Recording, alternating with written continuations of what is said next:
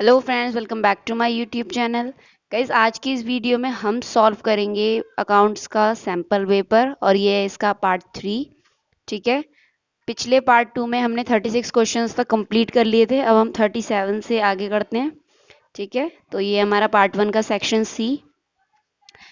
ये हमारे जो क्वेश्चन है 37 और 38, ये हमारे हाइपोथेटिकल सिचुएशंस पे बेस्ड हैं।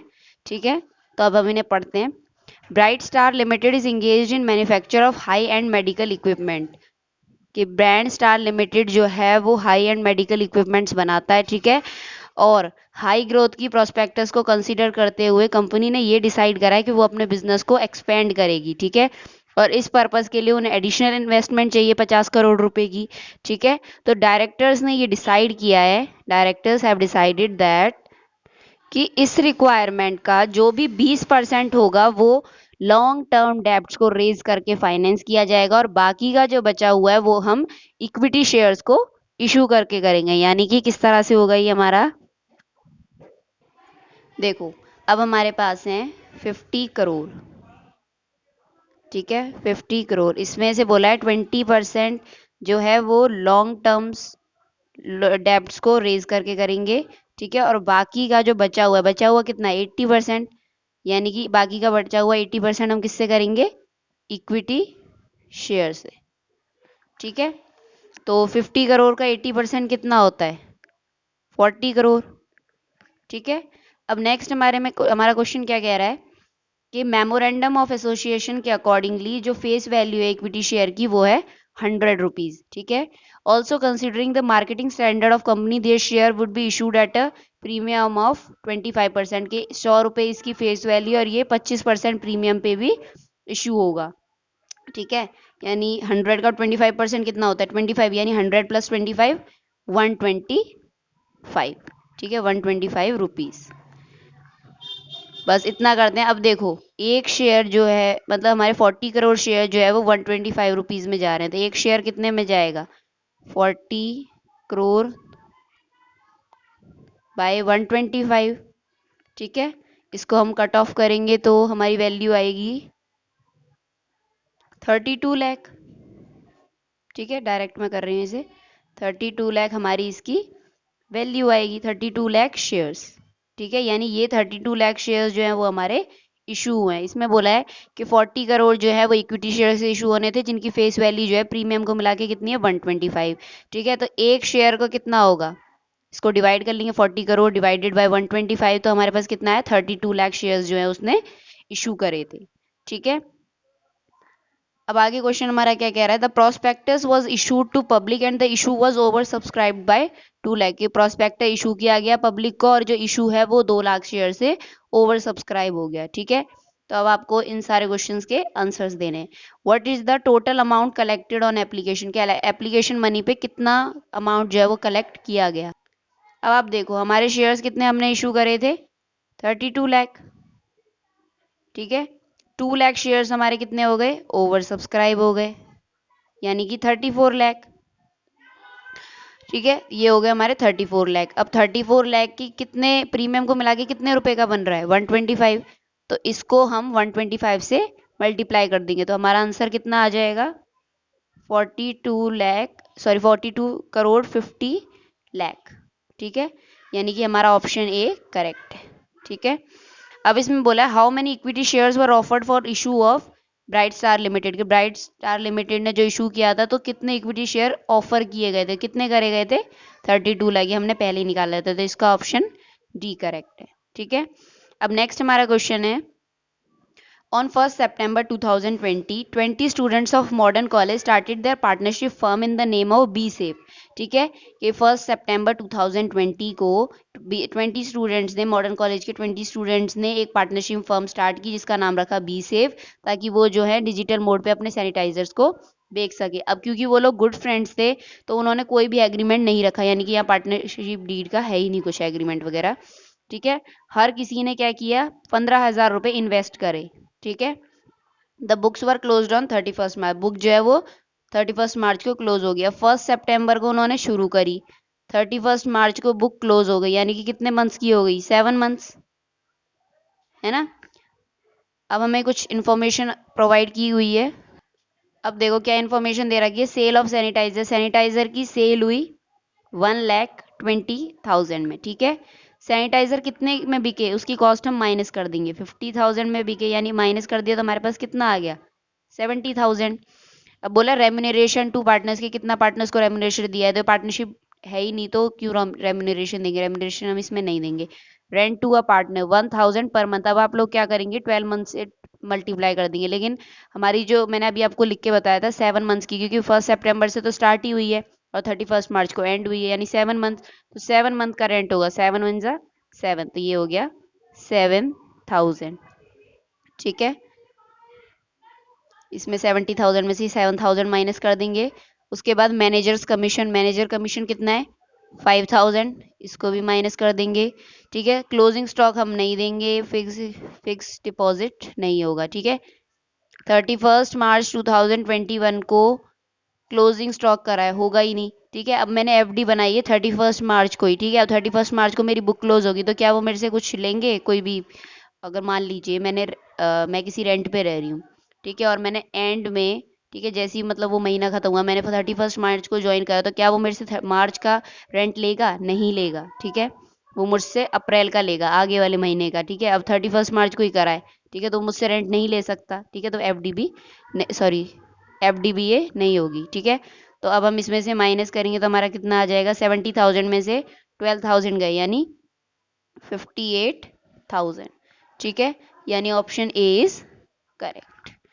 अब बोला 31 मार्च 2021 को पार्टनर्स की जो रेम्यूनरेशन है बी सेफ, वो किस चीज़ से, मतलब किसी चीज़ से प्रोवाइड हो सकती है, प्रॉफिट से ही, जो भी उस अकाउंटिंग ईयर का प्रॉफिट आया है तभी तो पार्टनर्स को रेम्यूनरेशन देंगे, या तो कोई प्रॉफिट ही नहीं लिख रहा था तो रेम्यूनरेशन देंगे क्यों, ठीक है। तो profit for the accounting year, ठीक है। अब इसमें बोला 1 दिसंबर 2020 को एक पार्टनर ने एडिशनल कैपिटल लगाई 30,000 की, ठीक है, और लोन दिया 40,000 का, तो आपको इंटरेस्ट बताना है कि जो पार्टनर को मिलेगा, ठीक है, उस करंट अकाउंटिंग पीरियड के दौरान। अब आप देखो कोई भी एग्रीमेंट नहीं है तो एडिशनल कैपिटल को इंटरेस्ट मिलेगा ही नहीं, लोन पे मिलेगा, इंटरेस्ट ऑन लोन। तो लोन का हम कैसे निकालते हैं, जो भी हमारा मनी है, ठीक है, 40,000, उसके बाद हम क्या करेंगे कितने ईयर के लिए, अब ये देखो 1 दिसंबर को लगाए यानी 4 महीने के लिए, यानी 4/12, और लोन पे कितने परसेंट इंटरेस्ट लगता है अगर कुछ नहीं दे रखा होता तो 6%, ठीक है। अब इसे मल्टीप्लाई कर लो, 4 × 1 = 4, 4 × 3 = 12, 3 × 1 = 3, 3 × 2 = 6, यानी 800, यानी ऑप्शन डी इज करेक्ट, ठीक है। I hope it is clear now. अब नेक्स्ट हमारे क्वेश्चन आ गए असर्शन रीजनिंग वाले। तो पहला असर्शन हमारा दे रखा है, the focus of calculation of working capital revolves around managing the operating cycle of the business. बिल्कुल सही है कि मतलब वर्किंग कैपिटल की कैलकुलेशन का मेन फोकस होता है कि बिजनेस की ऑपरेटिंग साइकिल को मैनेज करना, ठीक है, बिल्कुल सही है। ऐसा क्यों होता है, क्योंकि the concept of operating cycle is required to ascertain the liquidity of assets and urgency to payment to liability, ठीक है, कि जो भी उसकी लाइबिलिटी है उसके अकॉर्डिंगली क्या वो कितने समय में अपनी जो भी उधारी है वो उसे चुका सकता है, ठीक है, तो ये देखने के लिए किया जाता है, बिल्कुल सही है। तो both A and R are true and R is correct explanation of A, ठीक है, तो ऑप्शन बी इसमें करेक्ट होगा। अब नेक्स्ट हमारा क्वेश्चन है, which are included in traditional classification of ratio, की रेशियो की ट्रेडिशनल क्लासिफिकेशन में कौन सा सही है, ठीक है। तो liquidity ratio, statement of profit and loss, balance sheet ratio, profitability ratio, composite ratio, solvency ratio. तो इसमें हमारा ऑप्शन ए ठीक होगा। Statement of profit and loss हमारा ट्रेडिशनल क्लासिफिकेशन है रेशियो का, बैलेंस शीट और कंपोजिट रेशियो, ठीक है, तो ऑप्शन ए हमारा करेक्ट है। अब आगे बढ़ते हैं हम। अब हमारा नेक्स्ट क्वेश्चन है कि इन रेशियो में सब मतलब पहले रिस्क कौन मेजर करता है, प्राइमरी रिस्क मेजर कौन होता है इसमें, तो इसमें कौन होता है, लिक्विडिटी, सॉल्वेंसी और प्रॉफिटेबिलिटी, ठीक है, ये तीनों ही रेशियो हमारे जो है प्राइमरीली मेजर रिस्क होते हैं, ठीक है, तो ऑप्शन डी। अब नेक्स्ट हमारा क्वेश्चन है, आपको बताना है कि इनमें से कौन सा जो है करेक्ट है। सबसे पहले ये बिल्कुल करेक्ट है, liquid ratio is also known as acid test ratio, ठीक है, सेकंड हमारा ये वाला सही है। तो सेकंड हमारा किस किस में आ रहा है, हमारा सब में ही आ रहा है, बहुत चालाक हैं लोग, ठीक है। अब हम आगे देखते हैं और हमारा क्या सही हो सकता है, एक एक करके पढ़ लेते हैं। Ratio is an arithmetical relationship of one number two another number, ठीक है, कि रेशियो जो है एक अरिथमेटिकल रिलेशनशिप होता है एक नंबर पे दूसरा नंबर, ठीक है। तो ये भी बिल्कुल सही है, फर्स्ट भी सही है, ठीक है। उसके बाद है ideally accepted current ratio is 1:1, 1:1 नहीं होता, 2:1 होता, तो ये बिल्कुल गलत है, ठीक है। अब बोला है डेब्ट equity ratio is the relationship between outsiders fund and share holder. डेब्ट इक्विटी रेशियो जो है वो आउटसाइडर फंड और शेयर होल्डर फंड का रिलेशन होता है, ये भी बिल्कुल सही है। तो कौन कौन से हमारे सही हैं? 1, 2 और 4। तो 1, 2 और 4 ये ऑप्शन बी इज करेक्ट, ठीक है। अब नेक्स्ट है हमारा, इनमें से कौन सा जो है वर्टिकल एनालिसिस का टूल है, ठीक है, तो वो हमें बताना है। Ratio analysis, comparative statement, common size statement, ठीक है। तो इसमें कौन सा सही है? रेशियो एनालिसिस और कॉमन साइज स्टेटमेंट, ये दोनों ही हमारे जो है वर्टिकल एनालिसिस के टूल हैं। तो कौन सा ऑप्शन है? Option B. अब आगे बढ़ते हैं। अब नेक्स्ट हमारा क्वेश्चन है, हमें कॉलम 1 को कॉलम 2 से मैच करना है, ठीक है। अब देखो लूज टूल्स हमारे क्या हैं? इन्वेंट्रीज, ठीक है, फर्स्ट का डी हो गया, यहाँ हम फर्स्ट लिख देते हैं। सेकेंड है हमारा पेटेंट्स क्या होते हैं? इंटेंजिबल फिक्स्ड एसेट्स, तो यहाँ हम लिख देते हैं 2। उसके बाद है प्रीपेड इंश्योरेंस, तो इसका हमारा होगा अदर करंट एसेट्स, ठीक है, क्योंकि ये करंट एसेट्स में नहीं आते। उसके बाद हमारा है डिबेंचर्स हमारी क्या होती हैं? लॉन्ग टर्म बोरोइंग, इसलिए ये कभी भी करंट लाइबिलिटीज में नहीं आती। तो फोर्थ, और मशीनरी हमारी क्या है? टेंजिबल फिक्स्ड एसेट्स, ठीक है, तो यहाँ हम लिख देते हैं 5th। तो 2, 3, 4, 1, 5 किस में आ रहा है? फर्स्ट का डी है, ठीक है, कैसे पढ़ते हैं हम? D A B C E, DABCE, यानी ऑप्शन बी हमारा करेक्ट है। अब नेक्स्ट हमारा क्वेश्चन है, which ratio indicates the proportion of assets financed out of share holders fund, ठीक है, कि कौन सा रेशियो जो है हमारे एसेट्स का प्रोपोर्शन बताता है जो हमने शेयर होल्डर फंड्स के बाहर से फाइनेंस किया होता है। तो कौन सा रेशियो बताता है? डेब्ट equity ratio, fixed assets turnover ratio, proprietary ratio और टोटल एसेट्स टू डेब्ट रेशियो। तो प्रोपोर्शन कौन बताता है? Proprietary ratio, option C is correct. अब नेक्स्ट हमारा क्वेश्चन है, if total sales is 2,50,000 and credit sale is 25% of cash lake, the amount of credit sale is, तो हम कैश सेल का ये 25% है, तो हम कैश सेल्स को क्या ले लेंगे? x, let cash sales equals to x।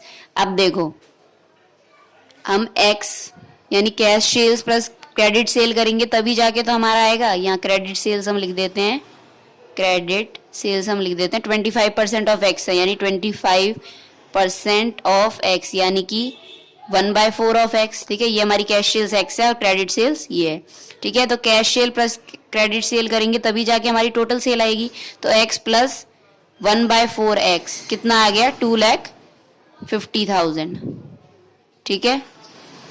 ये आ गया 4, यहाँ हो जाएगा 4x प्लस x 5x, ये हो जाएगा 2,50,000। उसके बाद है 5x इक्वल्स टू 2,50,000 इंटू 4, ठीक है। x इक्वल्स टू 2,50,000 इंटू 4/5, तो 5 1 ज़ा 5, 5 5 ज़ा 25, ये आ गया 50,000। तो ये हमारा आ जाएगा 5 4 ज़ा 20, और तो ये हमारा आ जाएगा 2 लाख, ठीक है। आप सोचोगे 2 लाख तो इसमें है ही नहीं, तो 2 लाख नहीं है, हमें क्या निकालना है? Credit sales. क्रेडिट सेल्स हमारा कितना है? 1/4 ऑफ एक्स, ये हमारी एक्स आई है, यानी ये हमारी कैश सेल्स आई है। तो क्रेडिट सेल कितनी है? क्रेडिट सेल्स कितनी है? 1/4 ऑफ एक्स, यानी 1/4 इंटू एक्स हमारा कितना है? 2 लाख। 4 5 ज़ा 20, 0 यानी 50,000, तो ऑप्शन ए हमारा करेक्ट है, ठीक है। अब नेक्स्ट हमारा क्वेश्चन है, इसमें हमें ग्रॉस प्रॉफिट निकालना है एक फर्म का जिसकी एवरेज इन्वेंट्री जो है 80,000 है, इन्वेंट्री टर्नओवर 6 टाइम है और सेलिंग प्राइस है 25% अबव कॉस्ट, ठीक है। तो आप देखोगे हमें पता है इन्वेंट्री टर्नओवर रेशियो का, इन्वेंट्री टर्नओवर रेशियो का फॉर्मूला क्या होता है, cost of production divided by average inventory, है ना, यही फॉर्मूला होता है। तो कितना रेशियो दे रखा है, 6 टाइम्स। कॉस्ट ऑफ प्रोडक्शन हमें नहीं दे रखा, यहाँ सी लिख देती हूँ। एवरेज इन्वेंट्री कितना दे रखा है, 80,000। ठीक है, तो कॉस्ट ऑफ प्रोडक्शन कितना आ गया, 6 इंटू 80,000, 6 8 जा 48, 1 2 3 4, 1 2 3 4 यानी 4,80,000। ठीक है, लेकिन हमें ग्रॉस प्रॉफिट निकालना है, तो ग्रॉस प्रॉफिट किसके इक्वल हो जाएगा, इसमें बोला है सेलिंग प्राइसेस 25% अबव कॉस्ट, तो यानी कि हम इसका निकाल देंगे 25% ऑफ 4,80,000 यानी 25 वन जा 4 जा 4 वन जा 4 4 वन जा 4 4 2 जा 8, ये हो जाएगा 1,20,000 यानी ऑप्शन ए इज करेक्ट। ठीक है, नेक्स्ट हमारा क्वेश्चन है, इनमें से कौन सी स्टेटमेंट जो है वो फॉल्स है, वो आपको बतानी है। इसमें बोला है, पहली स्टेटमेंट है कि जब सारे कंपैरेटिव फिगर जो है एक बैलेंस शीट में वो परसेंटेज में लिखे जाते हैं एज अ टोटल, तो उन्हें हम हॉरिजॉन्टल एनालिसिस कहते हैं। बिल्कुल गलत, ऐसा नहीं होता। फिर सेकंड स्टेटमेंट है कि जब फाइनेंशियल स्टेटमेंट होती है काफ़ी सारे ईयर्स की, जब एनालाइज की जाता है उन्हें, तो उन्हें वर्टिकल एनालिसिस कहते हैं। नहीं, बिल्कुल नहीं।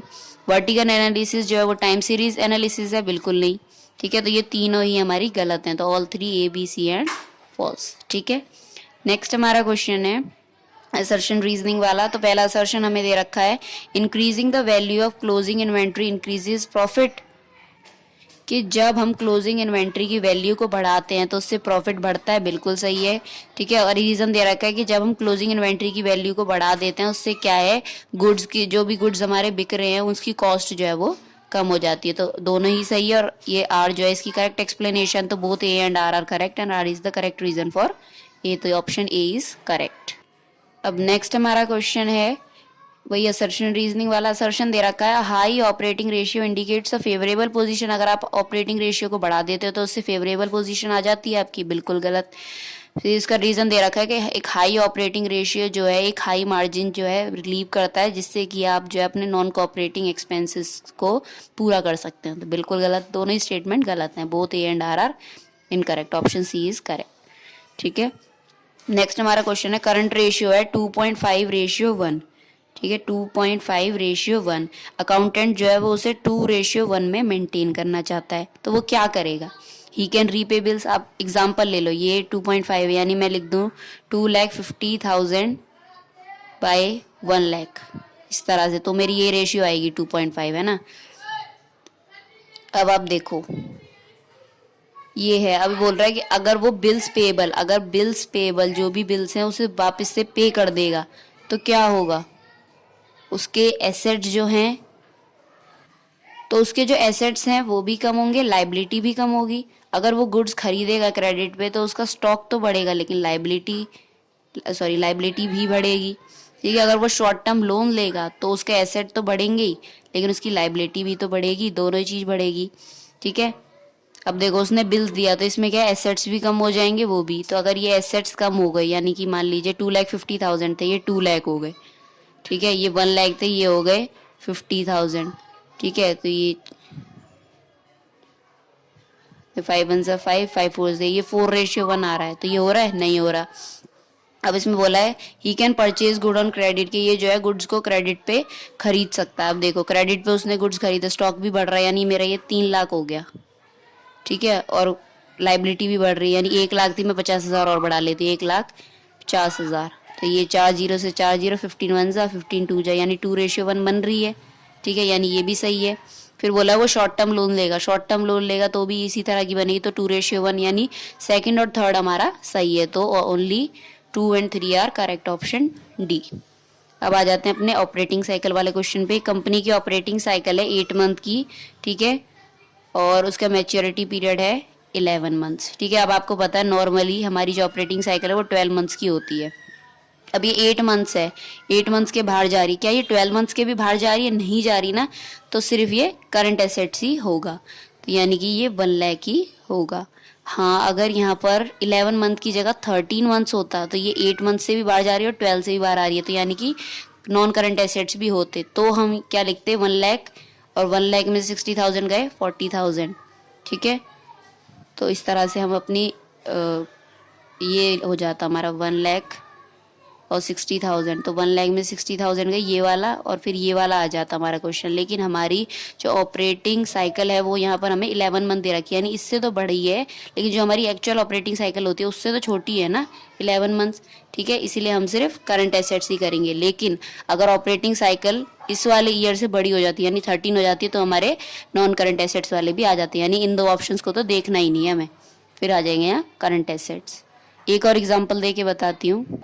जैसे कि ये हमारा क्वेश्चन है, कंपनी की ऑपरेटिंग साइकिल है 9 मंथ्स की, ठीक है। ट्रेड पेबल्स हैं 2,80,000 है, मेच्योरिटी पीरियड और 13 मंथ्स का है, ठीक है। अब देखो एक्चुअल हमारी ऑपरेटिंग साइकिल कितने की होती है 12 मंथ्स की, तो ये 9 मंथ से तो ज़्यादा ही है, लेकिन क्या हमारी एक्चुअल ऑपरेटिंग से भी ज़्यादा है? हाँ ज़्यादा है, तो यहाँ हमारे नॉन करंट एसेट्स भी आएंगे, नॉन करंट चीज़ें भी आएंगी हमारी। तो यहाँ हम नॉन करंट वालों को देखेंगे, इन दो को नहीं देखेंगे। क्यों? क्योंकि हमारी ऑपरेटिंग साइकिल जो है जो दे रखी है वो जो एक्यूरेट ऑपरेटिंग साइकिल है उससे भी बड़ी दे रखी है, ठीक है। तो हम इन दो को देखेंगे। अब देखो 2 लाख में से 80,000 गए 1,20,000, तो 1,20,000 करंट लाइबिलिटी हो जाएगी और ये 80,000 नॉन करंट, तो ये वाला ऑप्शन सही हो जाता है इसमें, ठीक है। कंफ्यूज होने की जरूरत नहीं, इस तरह से होगा ये। So guys we have completed all the 3 parts of solving the account sample paper. So if you like this video, please hit the like button, share it with your friends and do subscribe my channel. Thank you.